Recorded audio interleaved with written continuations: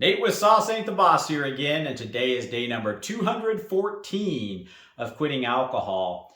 Today I was thinking about the term addiction a lot. I never really liked the term addiction. I still don't. It's just got such a negative feel to that word. It means so many bad things. And I get that we as a society and culture have to create something that is a term for a bad habit that becomes habitual. And that's more what I think addiction really is it starts off as a non-addiction. Obviously you don't have an addiction, and then you start doing something somewhat habitually, and then it becomes what they call an addiction, which to me is just a really bad habit that has become obsessive and compulsive, that you don't want to stop, or part of you does want to stop, like I talked about yesterday, but another part of you doesn't want to stop, excuse me. And so, I was thinking about what happens with addiction or a bad habit that becomes obsessive and compulsive. And typically we start in on something we're addicted to because we're using it to cope with something or deal with something. For me, I turned to alcohol because I didn't like to feel bored. I really started drinking heavily when I was in my early 20s. I would say it was shortly after I got married and moved to a town for my job. My wife started working as a waitress, and she would work the evening shifts. Well, that's when I would be coming home. She would be leaving for work. And so we just moved to this town. I didn't know a lot of people there, and I would find myself in the evening. She wasn't around, just being kind of bored. And this town that we were living in, there wasn't a whole lot to do. I had moved away from a town where there was a snowboard mountain right next to where I was living. I could just be up there within a half an hour, and I knew quite a few people in that town, had built a lot of friendships. And so I kind of left that life behind for my job and got married, and then I was just in this apartment with nothing to do, and I didn't like the uncomfortable feeling. And rather than being productive and going out and meeting people or finding things to do, hobbies to pick up, educating myself, I would kind of get off of work, and she'd be leaving for work, and I just kind of plopped down in front of the TV and started drinking beer. And it helped to just numb my mind and get away from that uncomfortableness of the boredom. And what I wanted to say is that what hit me like a ton of bricks today is that addiction, through doing that, we end up creating a discomfort greater than the one we're trying to escape from. So for me, I was trying to get away from my boredom and just hating that feeling, and so I started drinking to kind of bury that. Well, inevitably, what ended up happening is I picked up this bad habit that became compulsive. And then you find yourself in this miserable situation eventually, like I was, where I was wanting to get away from alcohol, and that discomfort I had inside from knowing I had an addiction was far greater than the boredom I was trying to escape from in the first place. And I think that's something really important. It just, like I say, hit me like a ton of bricks today. Never really realized it. But we get ourselves into a situation where we think that this habit that we're picking up, whether it's, some of us it's food. I was addicted to food for a while. Some people it's pornography, sex, alcohol, drugs. Some people are workaholics, exerciseaholics. I mean, we turn to these things that become a habit, and some of them are worse habits than others. Obviously, it's better to probably have an exercise addiction than a heroin addiction, but nonetheless, we're using these things to escape from something, right? Well, eventually what ends up happening is that addiction kind of takes us over, and before we know it, we're feeling a far greater discomfort than anything we were trying to get away from through using that substance. And it's just like a heavy person.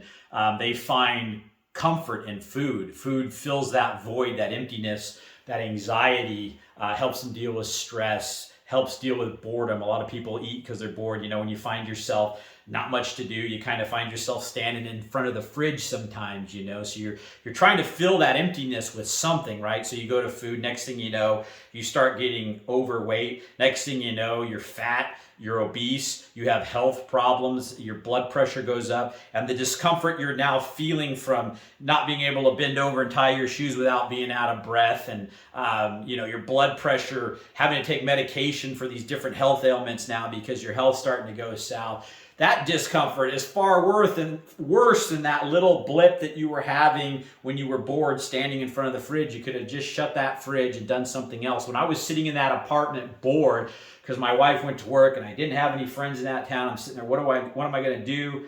I should have picked up a hobby. There's so many things out there looking back that I could have done that would have been so productive and so helpful. I could have helped other people. I could have donated my time to some organization or whatever. There's so many different things I could have done than drinking beer and getting drunk every night in front of the TV, you know. And just get the wheels turning on that one today. Why did you start drinking in the first place? You know, what were you running from? What were you trying to mask or cover up? And you know, I think if you dive deep, you can kind of figure out. For me, it was the boredom was probably the main thing, and you know, a little bit of an anxiety from feeling like I always wanted to be doing something. I'm just kind of that. I've always mentioned type A personality and that kind of thing.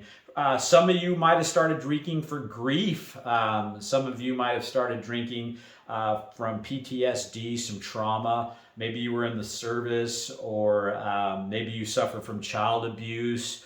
There's lots of things that can cause a lot of pain in our lives that alcohol kind of numbs, you know, temporarily. But, you know, when we wake up the next day, we're hungover and that pain's still there and we haven't resolved those things that we're running from, you know. So the discomfort that you're going to find yourself in the long run of long-term substance abuse or alcohol abuse or whatever your addiction is going to be far greater discomfort than if you were to just face those things that you're using whatever addiction you have to kind of mask and cover up and that kind of thing. So that's the topic for today, guys. I think that that was something that just hit me out of the blue. I wanted to share with you guys. And the other thing I just thought about today was once you get to 3 months in, 6 months in of quitting alcohol, once you get to a place where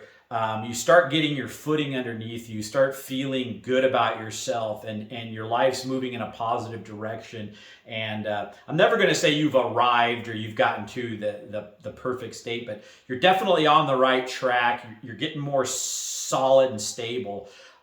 Then it becomes more of a maintenance of that lifestyle rather than getting there. So in other words, it becomes so much easier. You know, once you've, for example, lost weight and you've built muscle and your health's gone up because you're eating healthy foods, it's so much easier to maintain that at that point. If you notice yourself putting on a little weight, you just cut back a little. It's just a really easy thing to make small adjustments and stay right where you're at.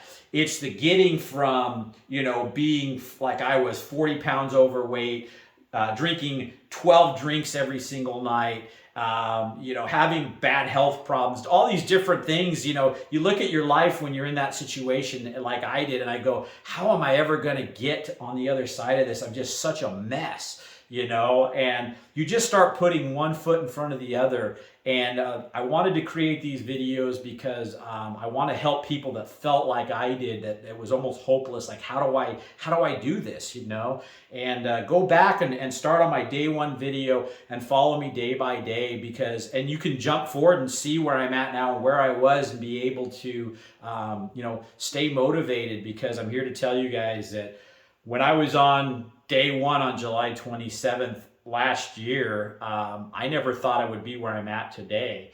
And, you know, it's just I took one foot in front of the other, one day after the trying to make one, if it's at least one positive change a day. You know, you put down the alcohol, and then you start, walking every day, and you start eating more healthy, and you start focusing on maybe meditating and working on your spiritual health and your mental health. Just one little thing a day, it starts to grow and grow and grow, and then your life starts to turn around to where you leave alcohol in your past, to where you don't even want it anymore, because you go, why would I ever want to go back to where I was in that misery like I was 7 months ago, you know?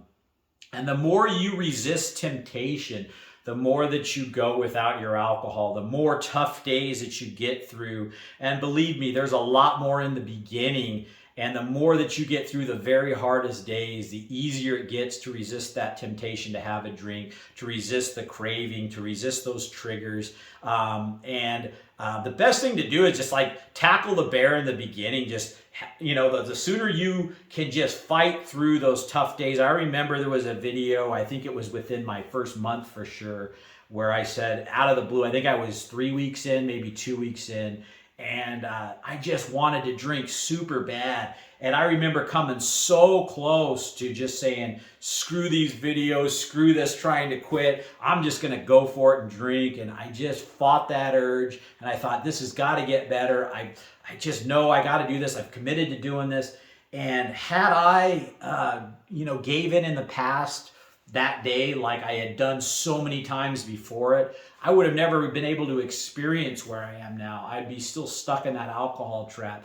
So learn from my mistakes with that, and learn from me getting through it this time and being on the other side now to tell you guys, that's the day, that day where you want to drink so bad and you say no, and you wake up the next morning so glad you didn't. That's the day you level up. That's the day you've just accomplished something major in this journey, to where the next time that happens, it's so much easier because you remember, hey, I made it through that day, the day I didn't think I was going to make it through. And those are the most important days, I'm telling you guys. So you can get to a place where, from where you are now, with the discomfort you're feeling from being in addiction, you can get to a place where you no longer have that discomfort. You no longer have the discomfort that you were running from in the first place, because after you quit the alcohol, you can start working on that. And then you no longer have the discomfort from